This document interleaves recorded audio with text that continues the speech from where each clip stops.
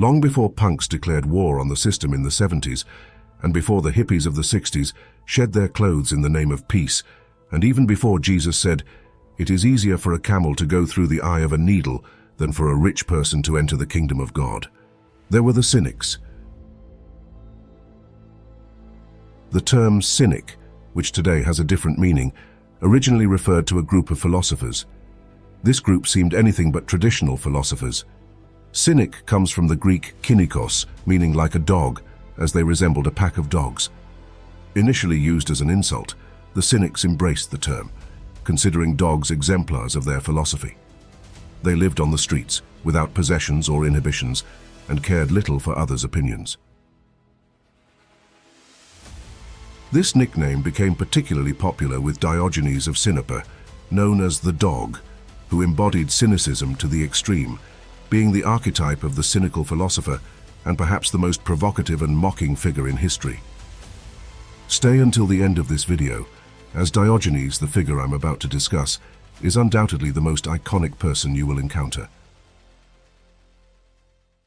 Don't miss the chance to apply Stoic principles to deal with life's adversities.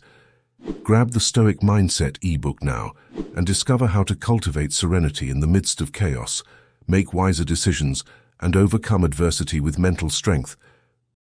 Click on the link in the first pinned comment and embark on your journey of wisdom. Diogenes adopted an extremely simple lifestyle, living in a barrel and possessing only a staff, a lantern, a bag, and a bowl. He even abandoned his bowl after seeing a child drinking water with their hands, deeming it unnecessary. For him, poverty was a virtue and a direct form of protest against the corrupt and consumerist society of his time. Diogenes was known for walking during the day with a lit lantern. When asked why, he claimed to be looking for an honest man. According to his philosophy, society's artificial achievements, such as status, money, and power, are incompatible with happiness and morality, which come from returning to the simplicity of nature. He argued that people should not be ashamed of their basic and natural needs, such as eating, drinking, and sleeping in public. Diogenes lived his philosophy day by day, contrary to what was taught in schools, believing that virtue is revealed in action, not in theory. He disrespected the great philosophers of the time, especially Plato, whom he accused of losing the essence of Socrates' teachings, turning Socratic simplicity into elitist fantasies that added little to the art of living. Diogenes claimed that the true disciple of Socrates was Antisthenes, his teacher and the founder of cynicism. Once Plato defined man as a featherless biped, a definition that received applause from his students. Upon hearing this, Diogenes, always provocative, plucked a chicken, brought it to one of Plato's lectures and said, "Behold Plato's man." Well, obviously Plato did not like that at all. In response, Plato was forced to revise his definition to a featherless biped with broad nails. On another occasion, perhaps already irritated with Diogenes, Plato saw him cutting lettuce and commented, "If you had courted Dionysius, you wouldn't be washing lettuces." For those who don't know, Dionysius was a very cruel tyrant at the time, but anyway. Diogenes, the provocateur that he was, promptly replied, "If you washed lettuces, you wouldn't have to court a tyrant." Irritated, Plato eventually described Diogenes as a Socrates gone mad. Although Diogenes was considered eccentric, he was the only one in a time when figures like Aristotle and Plato advocated slavery to completely oppose it. By an ironic twist of fate, Diogenes was captured by pirates and sold as a slave. However, Diogenes remained unfazed. During the journey to the auction, he criticized the pirates for poorly feeding human prisoners while well-nourishing animals captured for sale. Convinced by his argument, the pirates started providing better sustenance to the prisoners.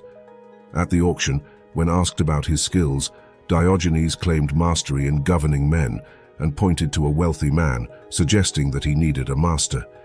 The man, Xeniades, impressed by Diogenes, bought him and entrusted him with the education of his children and the administration of his household. Diogenes gained great fame in Greece, and had various disciples, including Crates of Thebes, the teacher of Zeno, the founder of Stoicism. His notoriety even attracted Alexander the Great, who was nothing less than the most powerful man of the time. The slogan of our channel is, "The difference between a madman and a genius is the result." Well, Diogenes is a good example of that phrase. When Alexander visited Diogenes, he found him lying in the sun and offered him wealth and luxuries. Hoping for an interesting response, Diogenes simply asked Alexander not to block his sun and get out of the way. While Alexander's followers mocked Diogenes, Alexander expressed admiration for him, saying that if he were not Alexander, he would like to be Diogenes. Diogenes replied, "If I were not Diogenes, I would also like to be Diogenes." In another encounter between Alexander the Great and Diogenes, the philosopher was found observing a pile of bones. When Alexander asked what he was doing, Diogenes replied that he was looking for the bones of his father, in this case, Alexander's father, but couldn't distinguish them from the bones of a slave. Diogenes was perhaps the only one to treat Alexander this way and come out alive, and possibly the only one with enough courage for such audacity. Interestingly, it is said that both died on the same day. Before his death, Diogenes was asked what he would like done with his body. He replied to simply throw it outside the city for wild animals to feast upon. When concerns were expressed about his body, Diogenes sarcastically suggested handing him a stick when dead to scare away the animals. When reminded that he would be dead, he questioned, "Then why should I care?" Over time, the term cynic lost its original meaning, especially from the 2nd century AD onward, when Lucian of Samosata criticized the self-proclaimed cynics of his time. These individuals preached the teachings of Diogenes, but lived in the opposite manner. Later, based on Lucian's writings, Renaissance and Reformist thinkers began using cynic as we know it today, often to describe rivals. Despite losing its original sense over time, Cynic philosophy was directly responsible for the emergence of Stoicism and influenced subsequent thinkers. It propels anyone who questions the status quo, directly or indirectly. It is not necessary to adhere to all the eccentricities of Diogenes to absorb the teachings of his philosophy. In fact, he himself did not expect to be followed so literally. When a disciple questioned if he was not exaggerating, Diogenes likened himself to a choir director who needs to sing louder for others to hear the right note. Today, perhaps more than ever, we need a bit of Diogenes' spirit within us.